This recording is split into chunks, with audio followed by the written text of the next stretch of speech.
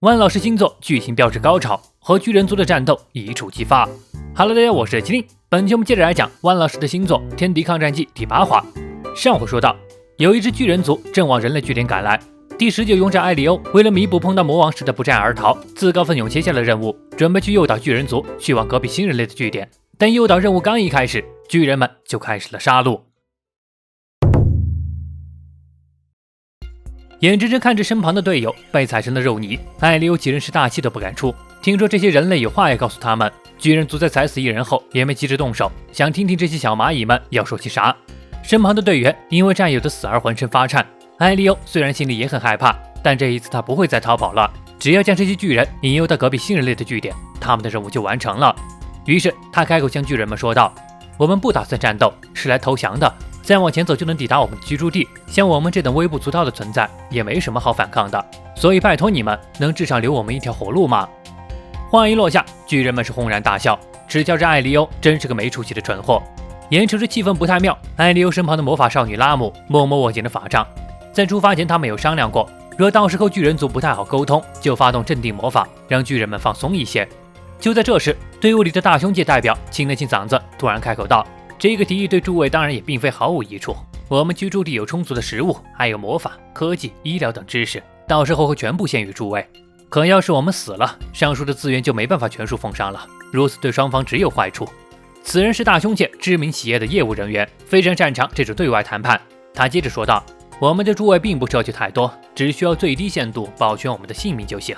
在这个未知的环境下，我们希望能在巨人族的统领下生存，诸位只需要把我们当作手脚使唤，有生存的。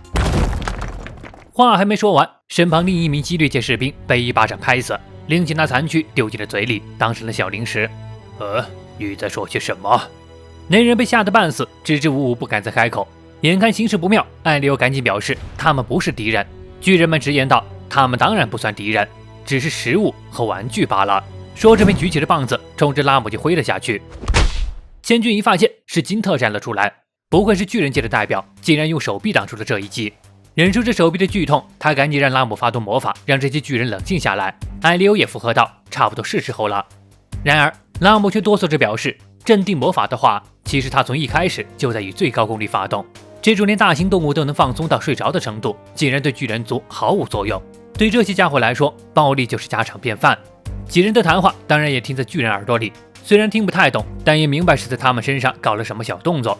甚至没有了活路的业务员脑海里浮现出据点的妻子和孩子，情绪突然激动了起来，冲巨人们喊叫着：只要让他们活下去，巨人族的生活就会更富足，恳请各位一定要听听他们具体的提案，保证会……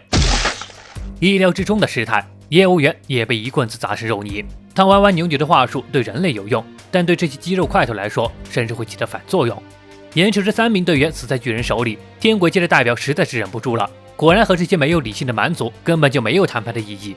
说着就展开了背后的宇宙光环，进入了战斗状态。不顾队友的阻拦，便化作流光飞向了巨人上空，嘴里还嘲讽着：连宇宙都没去过的猴子们，让你们开开眼界吧。手里信号枪锁定巨人们，直接开火。天穹之上，卫星激光炮发射，精准无误地落在巨人们的身上，令这些大坏头是直呼烫死了。见攻击有效，他立马加大了攻击力道，准备让这些巨人们见识下什么叫文明差距。然而话还没说完，一只巨人就迎着激光一跃而起，跟拍蚊子似的将其拍成了烂泥。这下不仅是人员损失，和巨人们也彻底撕破了脸。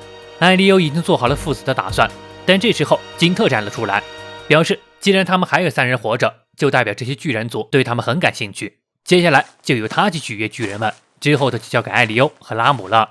没等艾利欧2人回过神来，金特便径直走向了巨人们，从腰间取出了一个小袋子，里面装的是强壮药丸，红是由巨人的心脏制成，以身体承受强大负荷为代价，暂时性拔高身体性能，这是巨人界的人类在走投无路时找出的最后手段。金特将整袋子药丸全吃了下去，在巨人们疑惑的神色下，爆炸性的肌肉力量从他身上喷涌而出，很快就变成了一个肌肉金刚，把身体的每一寸肌肉都撑到了最大，这便是巨人的力量。他怒视着巨人们说道：大坏头们，接下来和我来玩玩吧。虽然金特块头也大了几圈，但对巨人来说只是稍大点的蚂蚁罢了。金特嘶吼着向巨人们冲了过去，一跃而起，来到一只巨人眼前，一拳暴锤给巨人直接轰飞了出去。前一秒还一脸耻笑的巨人被打懵逼了。还没完呢，金特又冲了过去，喷火金骨弹。一记漂亮的上勾拳轰在巨人身上，但此刻的巨人也举起了手，一巴掌给金特拍回了地面。遭受重击的金特嘶吼着站起了身，再次向巨人发起进攻。这一幕都看在艾利欧眼里，虽然很庆幸金特有着抗衡巨人的力量，但显然还是不够的。看围观的巨人们耻笑的脸，就像是在玩玩具一样。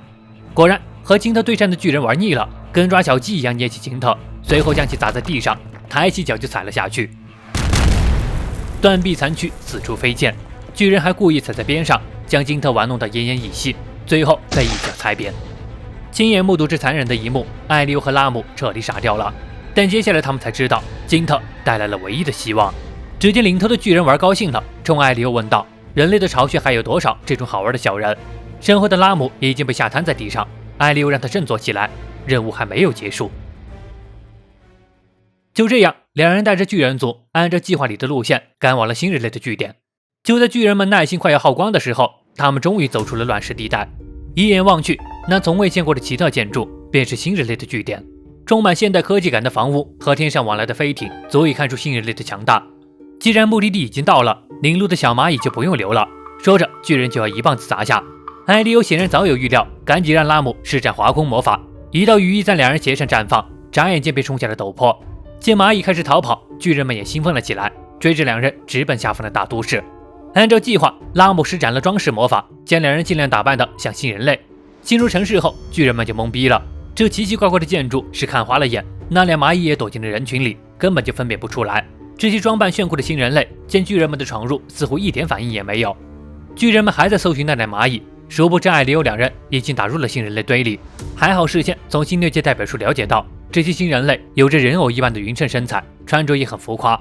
艾利欧和拉姆的身材都算匀称，路过了一个长发新人类，瞅了两眼，便从身旁走过，并没有发现异样。两人这才发现，巨人们的到来似乎这些新人类一点反应也没有，难道他们没有情绪吗？来不及思考，巨人们可不管那么多，见到这么多新奇的玩意儿，还有各种奇怪的小人，两人这便展开了破坏。就是要这个效果，只要巨人和新人类打起来，他们的任务就完成了。好了，到这里就是《天敌抗战记》第8话的全部内容了。剧情节奏终于快了起来，没想到出发时的7人小分队，转眼就被巨人族干掉了5个，再次展现了天敌的恐怖。但这也说明，同样是人类天敌的新人类也不会是善茬，总感觉这是闯入大本营的巨人族翻不起什么风浪。但不管结果如何，已经完成诱导任务的艾利欧两人是成功打入敌人内部，太期待下一话的展开了。那么喜欢天敌系列的，别忘点赞和关注哦。本期视频到这里就结束了，我是麒麟，我们下期再见。